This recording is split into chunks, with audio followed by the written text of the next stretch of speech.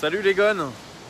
Et oui, je me trouve pas dans le même contexte que d'habitude et je suis surtout tout seul, sans Jean-Paul. Regardez, je suis sur mon lieu de vacances. Ça veut pas dire que j'oublie l'Olympique Lyonnais, mais regardez, c'est fabuleux. Nous sommes à Cap-Breton, c'est l'océan, il fait beau, on est tôt le matin, il n'y a personne. Des surfeurs, bon les vagues sont pas exceptionnelles, mais vous voyez, ça y est, c'est un parfum de vacances. Mais je vous ai pas oublié, j'ai pas oublié l'Olympique Lyonnais qui a joué son premier très gros match amical hier contre Fulham. Une victoire 4-0, on va dire plutôt facile, avec deux équipes mises en place par mi-temps par Bruno Genesio. Et puis quelques satisfactions. Alors sur cette première mi-temps, on a pu voir Maxence Cacré, Cheikh Diop, Léo Dubois par exemple. On a vu aussi Memphis.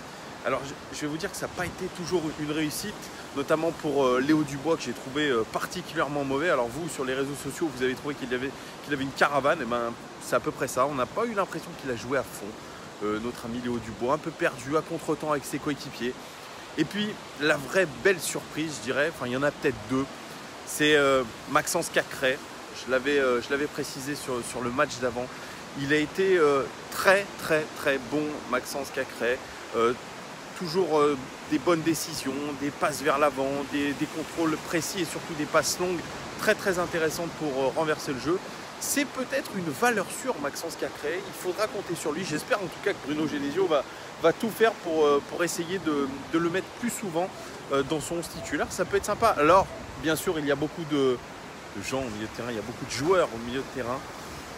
Mais Maxence Cacré a peut-être sa place à jouer, sa place à trouver. En tout cas, je l'ai trouvé très intéressant. Tout comme Cheikh Diop. Cheikh Diop, vous savez, l'oublié de l'année dernière, on se disait mais pourquoi on a recruté ce joueur, je crois, 19 millions d'euros au Celta Vigo. Eh bien, hier soir, il a été plutôt convaincant. Très bon en protection de balle et plutôt des transitions offensives très bonnes, des passes vers l'avant. Vraiment intéressant, Cheikh Diop.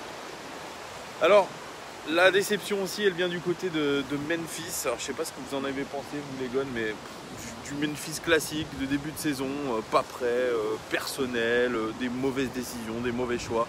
Moi, je l'ai senti trop en détente, Memphis. Mais c'est toujours la même chose, avec lui. Toujours la même chose. Au rayon aussi des... Excusez-moi, je vais un peu dans tous les sens, mais je parle un peu comme je pense. Je pense aussi à Bertrand Traoré qui a été très facile hier. Encore une fois, c'est une belle chose pour lui. C'est un joueur qui est très bon. C'est un joueur qui a beaucoup de facilité. Et hier, il a été facile. Peut-être trop de temps en temps. Mais voilà, Bertrand Traoré, j'ai pas de doute sur le fait qu'il va faire une très bonne saison. Et puis Ferland Mendy, très bon aussi à gauche. Avec des montées intéressantes et des replis défensifs. Pareil, très percutant. Moi, je l'ai trouvé très bon, Ferland Mendy. Alors, la deuxième mi-temps a été avec une toute autre équipe. On a vu son remplaçant, a priori son remplaçant, à gauche, qui devrait être Raphaël. Raphaël qui était jusqu'à présent latéral droit. Et ben là, on lui a proposé un poste de latéral gauche. Alors, moi, dans la semaine, quand je l'ai interviewé, il m'a dit « Ouais, non, à gauche, il y a déjà Ferland et Marsal. Donc, moi, voilà, je peux jouer de partout, même attaquant. » Apparemment, je crois que l'Olympique Lyonnais veut vendre Marsal et ça serait le remplaçant de Mendy à gauche, parce que Mendy sera forcément titulaire par rapport à tout ce qu'il est en train de monter. Franchement, vu le niveau de début de saison, enfin de pré-saison plutôt de Léo Dubois, on se demande pourquoi notre ami Raphaël ne pourrait pas être titulaire, avec aussi l'entrée en jeu ensuite de Kenny Tété à droite. Deuxième mi-temps, moi je ne l'ai pas trouvé très bon. Kenny Tété, c'est pareil. Hein. Je pense qu'il n'est pas en confiance et qu'il ne sent pas vraiment que Bruno Genesio le met dans les meilleures conditions. Alors il faudra voir, mais en tout cas, moi je pense que Raphaël est bien meilleur que Tété et Dubois. Après, voilà. Sur la seconde mi-temps, on a pu voir Martins Pereira qui avait fait un très bon match contre l'équipe de France avec le Luxembourg et qui ensuite avait été titularisé en championnat de France et qui avait été complètement nul. Et donc Genesio et l'état-major lyonnais avaient décidé de le prêter à Bourg-Péronage, je crois. Et là, il revient de près. Et je l'ai trouvé pareil, très sérieux, plutôt intéressant dans son jeu. Voilà, Martins Pereira qui a fait plutôt une bonne mi-temps. Au rayon des satisfactions. Mariano qui est vraiment lui dans le tempo, très vif, et il essaye d'aller vers l'avant très rapidement. Moi je l'ai trouvé très intéressant, tout comme Maxwell Cornet, le Mbappé de Lyon, oui, qui a marqué un très beau but hier, tout en percussion. C'est vrai qu'il doit s'inspirer de ce que je lui ai dit, parce qu'en vrai, personne ne lui a dit qu'il ressemblait à Mbappé à part moi. Donc vous voyez, j'ai été convaincu par Maxwell Cornet. Il a vraiment fait le job hier. Très bon match de sa part. Oussem Aouar, pareil, grosse satisfaction, toujours la technique, toujours la propreté. Par contre, il lui manque toujours cette frappe de balle qu'on lui demande. On lui demande de frapper à Oussem Aouar. Il faut qu'il travaille cette frappe de balle parce qu'il arrive avec ses petits dribbles à se mettre dans des bonnes conditions. Donc il faut absolument qu'il prenne sa chance. C'est un peu le cas aussi de Tanguy Ndombele. Tanguy Ndombele que j'ai trouvé un peu brouillon. Alors est-ce qu'il a l'esprit ailleurs? Voilà. Et j'en termine avec l'étonnant Martin Terrier. Alors j'avais émis des doutes sur Léo Dubois et Martin Terrier pour la Ligue des Champions. Bon, on n'est qu'un match de pré-saison, hein. On n'est qu'au tout début de la préparation. Il nous reste à peine un mois avant le début de la compétition. Mais en tout cas, pour lui, c'est 2 matchs, 3 buts.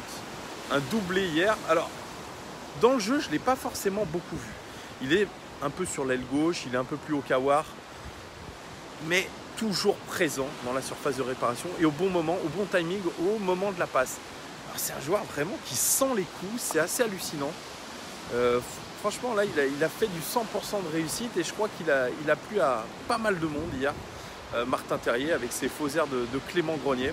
Il est beaucoup plus vif que Grenier et je crois qu'il a beaucoup plus de potentiel pour marquer que Clément Grenier. Alors on a une cartouche offensive.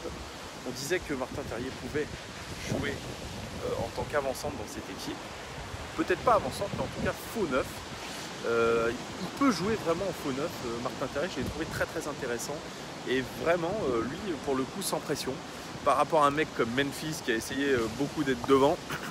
Je n'ai pas trouvé très bon, vraiment, Memphis, je le redis. Martin Terrier a été beaucoup plus réaliste, plus froid devant le but. Donc ça, c'est plutôt une bonne nouvelle. Je suis en train de m'étouffer, excusez-moi. Et puis Jean-Michel Aulas a parlé mercato.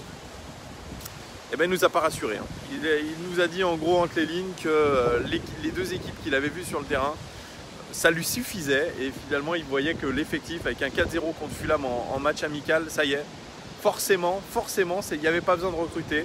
Surtout pas au milieu de terrain, surtout pas en attaque et surtout pas en défense. Alors il a bien confirmé qu'il suivait 3 noms, je pense que c'est les noms qu'on a cités, hein. C'est du Boyata, c'est du Den Donker, c'est du Yerry Mina.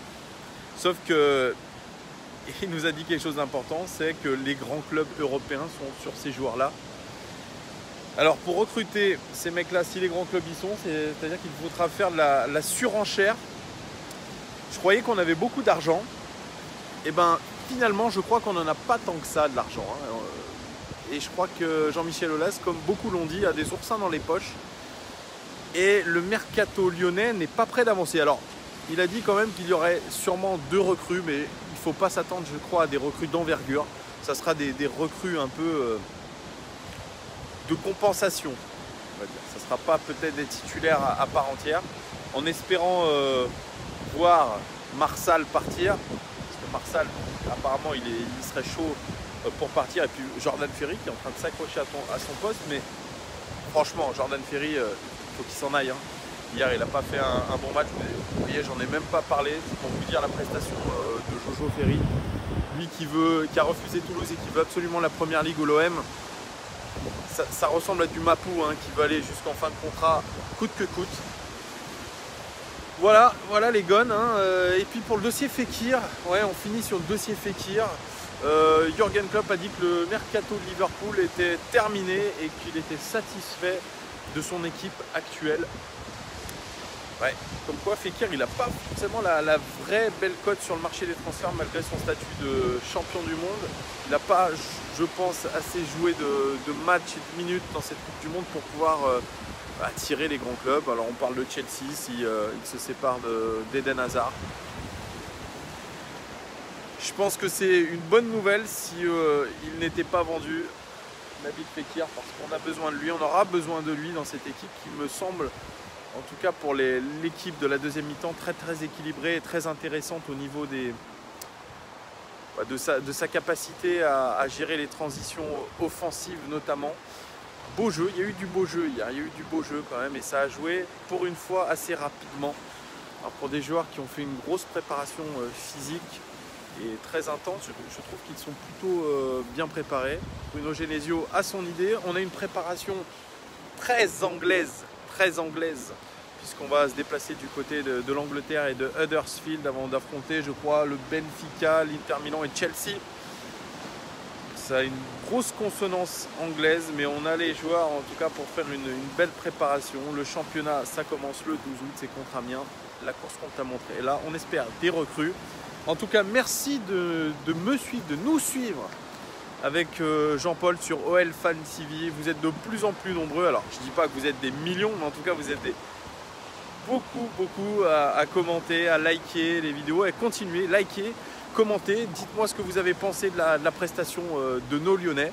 Dites-moi comment aussi vos vacances se passent, parce que je suppose qu'il y en a pas mal d'entre vous qui sont en vacances. Ou alors il y en a qui travaillent peut-être au soleil aussi, j'en sais rien. Alors likez, commentez, abonnez-vous à la chaîne. Ce n'est que le début. OL Fan TV, la chaîne sur YouTube consacrée à vos avis des supporters. Parce que dès que je serai de retour à Lyon, on vous interviewera, on vous demandera ce que vous pensez de l'Olympique Lyonnais. Si vous êtes satisfait du recrutement, satisfait du jeu, satisfait de Bruno Genesio. Bref, les gars, à très bientôt. Je vous tiens au courant de l'actualité de l'Olympique Lyonnais. Commentez, partagez, likez. Ciao les gars!